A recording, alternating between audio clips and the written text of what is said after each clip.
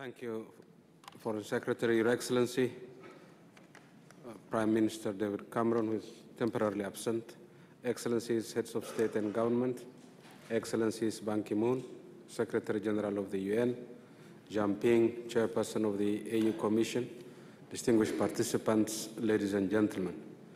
I wish to express my profound appreciation to the Prime Minister and his colleagues in Her Majesty's government for taking the initiative to organize this timely conference and for welcoming us to their great country. This is the one conference on Somalia that I have attended that appears to be condemned to succeed and to become a real turning point in the recent history of Somalia. Three events that have happened on the eve of the conference and which I suspect may have been influenced by the preparations of the conference assure me that this is indeed the case.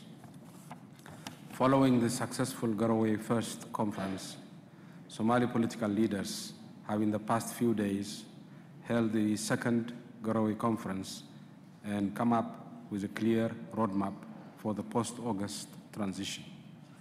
This roadmap constitutes a solid basis for the international community to engage and assist Somalis as they chart a new course for their country.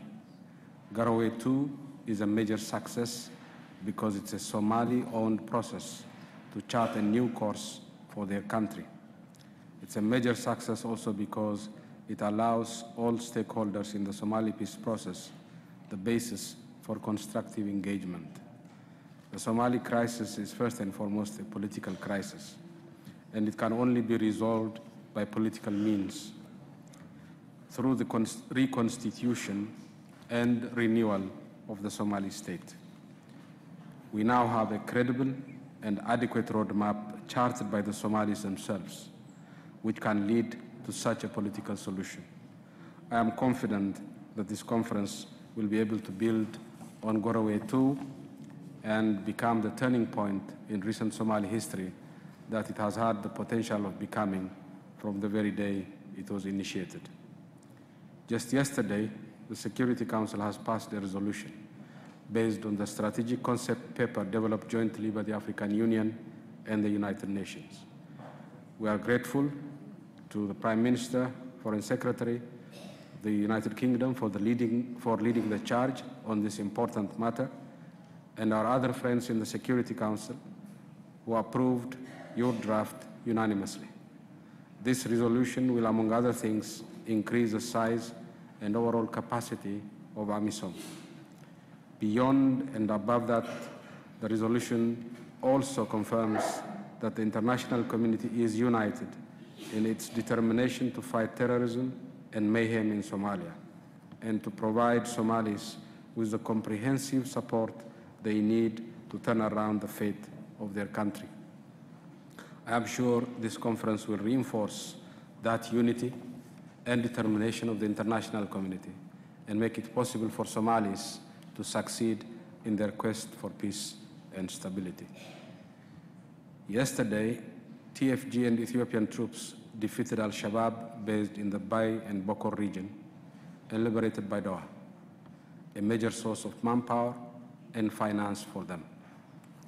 Perhaps more importantly, Somalis all along the line of march of our troops came in droves to inform our troops where Al-Shabaab IEDs were planted, where Al-Shabaab was preparing an ambush, and finally, the residents of Baidoa braved the risk of Al-Shabaab retaliation to come out in their thousands and tens of thousands to welcome their liberators. This is one more proof, if proof is needed, that the Somali people have had enough of the terrorists and are prepared to do whatever it takes to defeat them. This is a clear indication of the rapidly improving capability of the TFG forces to fight and defeat Al-Shabaab, coming as it does after the heroic battles that AMISOM has fought in and around Mogadishu, and similar battles that Kenyan and Ethiopian forces have fought to together with TFG forces in other parts of Somalia, it shows that Africa and countries in the region are prepared to pay the ultimate sacrifice to support Somalis and to defeat Al-Shabaab. I am convinced that this augurs well for the success of this conference. Your Excellency, distinguished participants, this is a very well-prepared conference that's taking place at a time significant changes for the better are happening in Somalia. We have to thank your very able officials and diplomats for preparing the excellent papers of the conference through extensive consultations with all stakeholders. My officials tell me that with a bit of creative ambiguity, a large measure of consensus has been achieved on all the key issues even before the conference started. I have no reason to doubt their judgment. However, on one crucial issue, that of how we deal with the terrorists, I hope the accent of the papers prepared for us is on the creative rather than the ambiguous. Al-Shabaab is a terrorist organization espousing an extreme interpretation of a great religion that is inimical to peace and stability in Somalia and the wider region. That ideology of violence and mayhem can and must be defeated. There is no room for compromise with the hardcore of Al-Shabaab and the things that they stand for. Assisting Al-Shabaab in any shape or form is not only in conflict with many UN Security Council resolutions and hence with international law, but also constitutes a crime against the well-being of the peoples of our region. I hope the consensus achieved by this conference does not in any way undermine these key principles. I thank you.